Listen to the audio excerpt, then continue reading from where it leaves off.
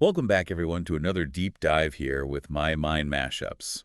Always a pleasure to be back. So are you ready to dig in? Because today we're talking about something that you might not expect. That's right. It might sound a little bit unusual at first. We are talking about gardening, but Not just any garden. no, not your typical in-the-ground kind of gardening. We're going off the beaten path a little bit today Exactly. and exploring a method that I think is going to be a real eye-opener for some of you out there. Especially if you're working with limited space Or maybe challenging soil conditions or maybe you just want to try something completely different this season. I think we've got some really interesting information here that's going to make you rethink the way you approach growing your favorite plants. You ready to dive into the world of straw bale gardening? Let's do it. All right, so straw bale gardening.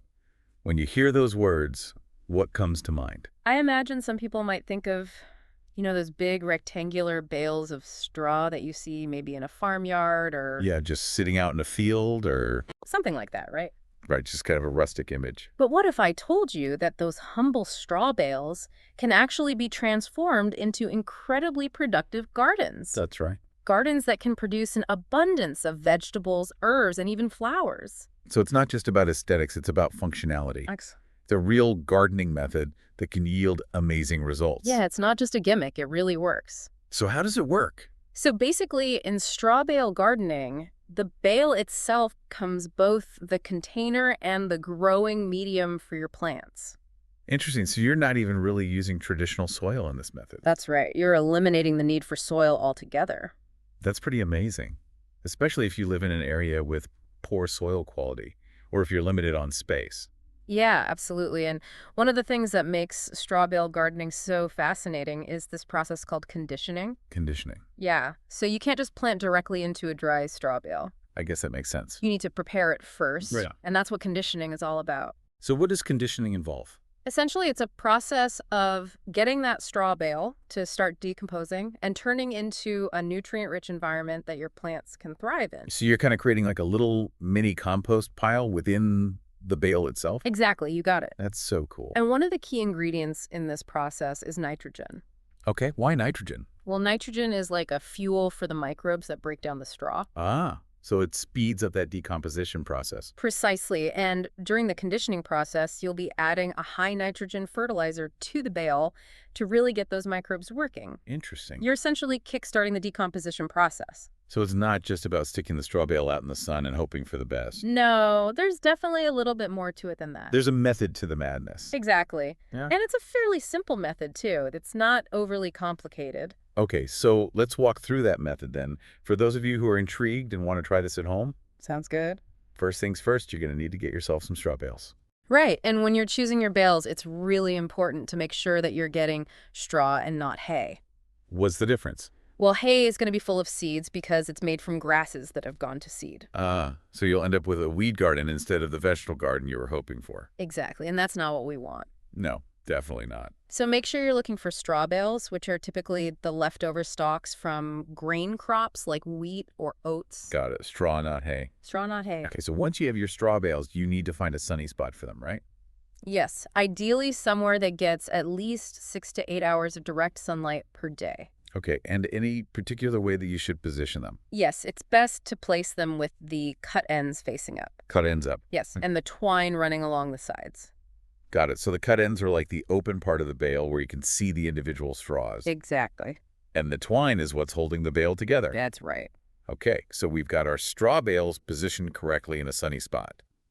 Now, what? Now it's time to start the conditioning process. And as we mentioned before, nitrogen is a key player here. Right, so we're going to need some kind of high nitrogen fertilizer. Exactly, and you have a couple of options here. Okay. You can use a granular fertilizer like urea or blood meal. Okay. And are those readily available at most garden centers? Yeah, you should be able to find those pretty easily. Great. And if you're looking for organic options, you could use something like compost tea or fish meal.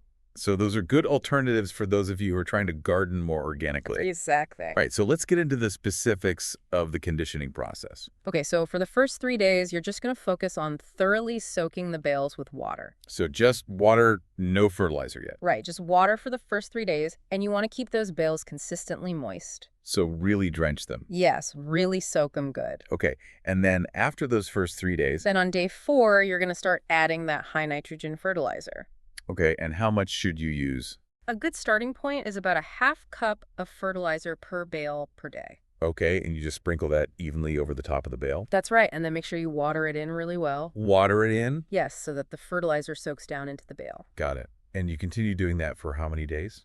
So you'll do the half cup of fertilizer for days 4, 5, and 6. Okay, 3 days with the high nitrogen fertilizer. Exactly. And then on days 7, 8, and 9, you're going to reduce the amount of fertilizer to about a quarter cup per bale per day. Okay, so we're gradually tapering off the nitrogen That's right. and still watering consistently, of course. Yes, always keep those bales nice and moist. All right, and then on day 10. Day 10, you stop adding fertilizer altogether. Okay, but you still keep watering. Yes, you keep watering until you're ready to plant. Got it. And but how long does this whole conditioning process usually take? It typically takes around 2 to 3 weeks for the bales to be fully conditioned. Okay, and how can you tell when they're ready? You'll notice a few things. The bales will feel warm to the touch inside, but not too hot. Okay, so kind of like a compost pile. Yeah, exactly. And you'll also see that the straw has started to decompose and break down a little bit on the inside. So it'll look a bit more crumbly. Yeah, you'll see some of that happening. So you're basically creating this perfect little ecosystem within the bale. Precisely. That's really amazing when you think about it. Yeah, it is pretty cool. So now that our bales are conditioned, we're ready to start thinking about planting. Yes, and this is where things get really exciting.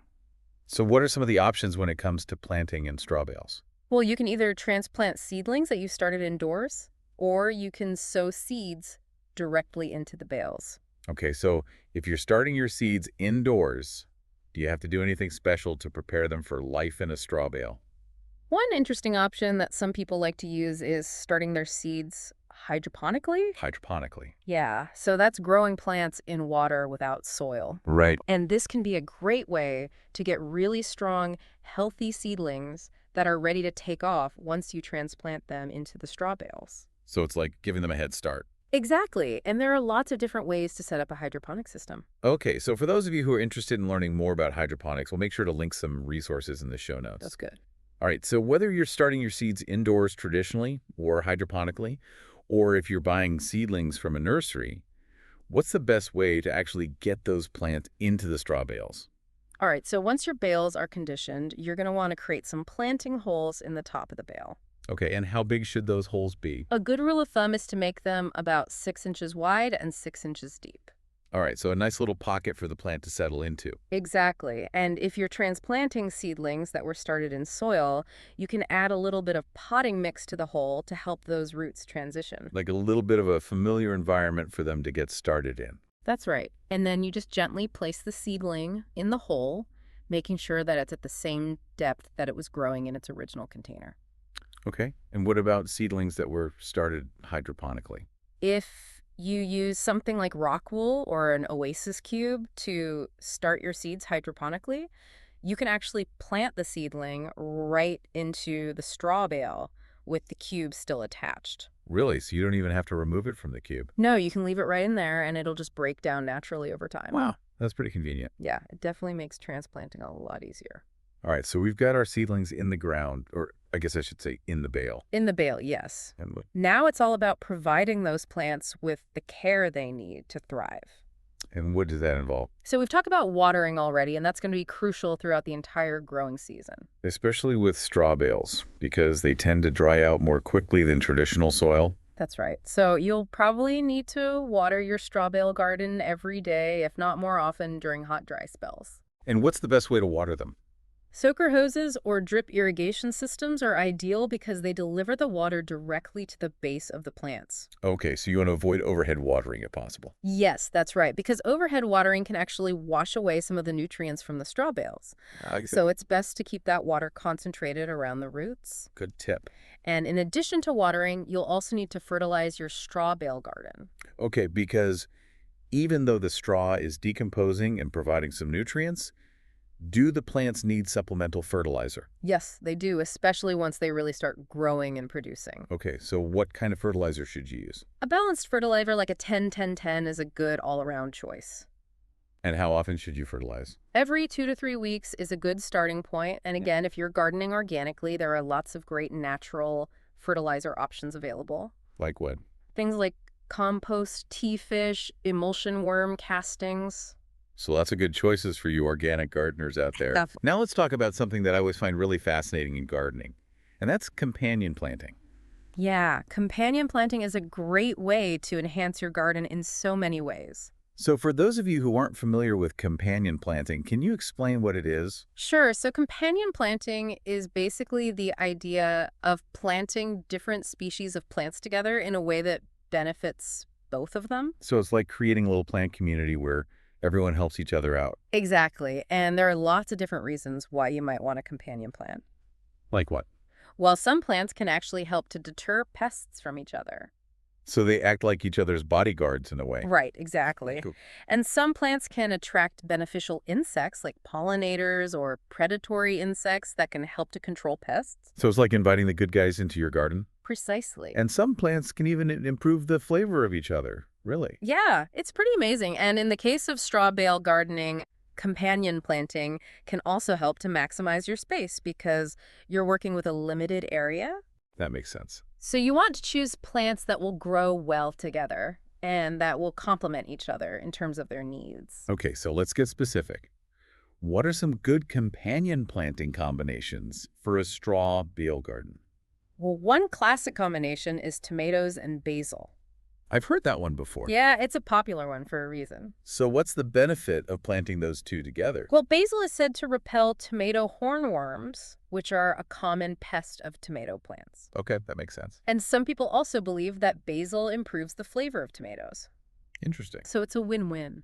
Definitely. And what are some other good companion planting combinations? Well, marigolds are a great all-around companion plant because they deter a wide variety of pests. So you can plant them with just about anything. Yeah, pretty much. And they add a nice splash of color to the garden, too. Always a bonus. And another good one is planting cucumbers with dill. Cucumbers and dill. Yes, dill attracts beneficial insects that can help to control cucumber beetles. Ah. So that's a good one to keep in mind. All right, so we've talked about the benefits of companion planting, but are there any plants that you should avoid planting together? Yes, there are definitely some plant combinations that you want to avoid. Okay, like what? Well, some plants are very competitive for resources like nutrients and water. So they'll basically fight with each other. Yeah, exactly. Okay, so what are some examples of plants that don't play well together? Well, corn and beans are a classic example. Corn and beans, why is that? Well, they both need a lot of nitrogen. Okay, So if you plant them too close together, they'll end up competing for that nitrogen, and neither one will grow as well. I see. So it's best to keep them separated. Good to know. And another example is tomatoes and potatoes. Tomatoes and potatoes. Yeah, they're both susceptible to the same diseases.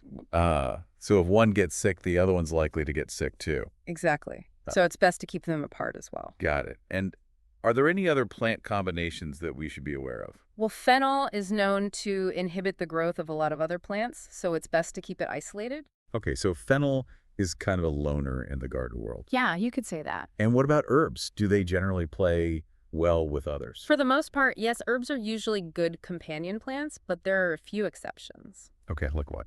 Well, mint is very invasive. Ah, yes. Mint is notorious for taking over. Exactly. So you don't want to plant it too close to other plants because it can crowd them out. Got it. So it's best to keep mint in its own container or in a designated area of the garden. Yes, definitely. Okay, so we've talked about watering, fertilizing, and companion planting. What other care tips should we keep in mind for our straw bale garden, Well, pest and disease control is always an important consideration. especially in an organic garden? Yes, absolutely. And the good news is that straw bale gardens tend to have fewer pest and disease problems than traditional in-ground gardens. Why is that? Well, for one thing, the bales are elevated off the ground, so they're less likely to be exposed to soil-borne pests and diseases. Oh, that makes sense. And because you're starting with fresh straw each year, there's less of a chance for pests and diseases to overwinter in the garden. So it's like a fresh start every season. Exactly. But even with those advantages, you still might encounter some pests or diseases. That's right. So what are some natural ways to control those problems? Well, companion planting can definitely help, as we discussed earlier. Right, those bodyguard plants. And there are also a lot of great natural pest control products available. Like what? Things like insecticidal soap neem oil, diatomaceous earth. And those are all safe to use around kids and pets. Yes, generally speaking, they are. Okay, so if you do encounter pests or diseases in your straw bale garden, there are ways to deal with them naturally. Definitely. All right, so now that we've covered the basics of straw bale gardening, let's talk about the bigger picture for a moment. Okay. What are some of the benefits of this method in terms of sustainability? Well, one of the biggest benefits is that it uses a renewable resource. Straw is a byproduct of agriculture, so it's something that's readily available, and it would often go to waste if it wasn't used for something like this. So it's a great way to repurpose a material that might otherwise be discarded. Exactly. And another benefit is that it reduces water usage because the straw bales help to retain moisture. Ah, so you're not constantly having to water like you might with traditional gardening. Right. And because the bales are elevated off the ground, there's less evaporation as well. Okay. And another great thing about straw bale gardening is that it reduces the need for chemical fertilizers and pesticides. Because you're creating a more balanced ecosystem within the bale itself. Exactly. And because you're not tilling the soil, you're also helping to preserve soil health. So it's a very eco-friendly way to garden. Absolutely. And what about the bales themselves after the growing season is over? What happens to them? Well, once the bales have decomposed, they make fantastic compost. Oh, that's perfect. So you could just add them to your compost pile. Exactly. And they'll break down and enrich your soil even further. So it's really a closed loop system. Pretty much. Very cool. And you know what's really interesting about straw bale gardening is that while it might seem like a relatively modern technique, it actually has roots in ancient agricultural practices. Really? Yeah, throughout history, cultures all over the world have been using similar methods to grow food in challenging environments. That's fascinating. Yeah, for example, in the Andes Mountains, people have been using a technique called waru for centuries. Waru waru, what's that? So it's a system of raised beds that are surrounded by canals. Okay, and what's the purpose of the canals? Well, the canals help to irrigate the beds, and they also provide some protection from frost. Ah, cloder.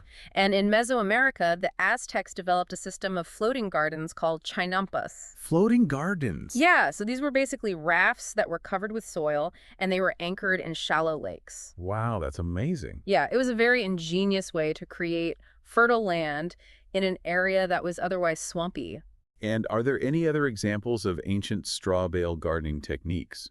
Well, not necessarily straw bale gardening specifically, but there are lots of examples of cultures using organic materials to create raised beds or to improve soil fertility. Right. For example, in Japan, people have been using a technique called mulching for centuries. Mulching. Yeah, so mulching is basically covering the soil with a layer of organic material like straw leaves or wood chips. Right, and that helps to retain moisture and suppress weeds. Exactly, and it also adds nutrients to the soil as it breaks down. So there's a very similar concept to straw bale gardening in a way. Very similar, and these ancient techniques show us that people have been finding creative ways to garden sustainably for a very long time. That's really inspiring. Yeah, it is. So what about the future of straw bale gardening? Well, I think we're going to see a lot of innovation in this area in the years to come.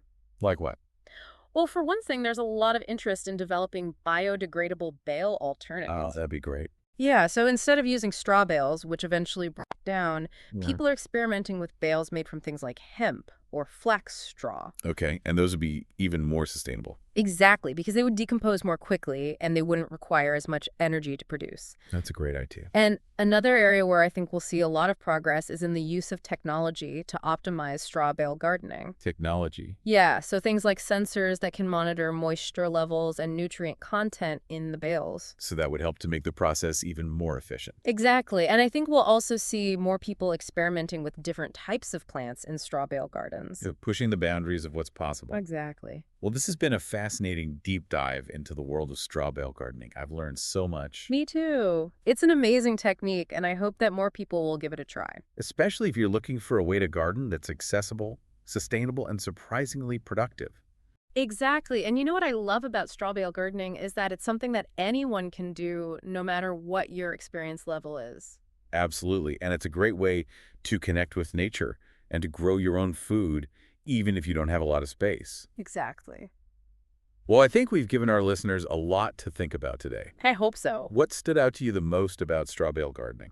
I think for me, the most fascinating thing is just how simple and effective it is. Yeah, it really You're is. essentially taking something that would normally be considered waste and turning it into a thriving garden. And that's pretty amazing. It is, and it's a great reminder that sometimes the simplest solutions are the best. Absolutely. So if you're looking for a new gardening adventure, I highly recommend giving straw bale gardening a try. Definitely. And if you do, be sure to let us know how it goes. We'd love to hear about your experiences. Yes, we'd love to hear from you. And of course, if you enjoyed this deep dive, be sure to like and subscribe to My Mind Mashups for more explorations into fascinating topics. That's right. We've got lots more deep dives coming your way. And you can find My Mind Mashups on Amazon Music, Audible, Facebook, Pocket Casts, Spotify, and YouTube. So be sure to check us out on your favorite platform. And until next time, keep digging into what interests you. Keep those minds mashing. Thanks for joining us. Take care. Bye.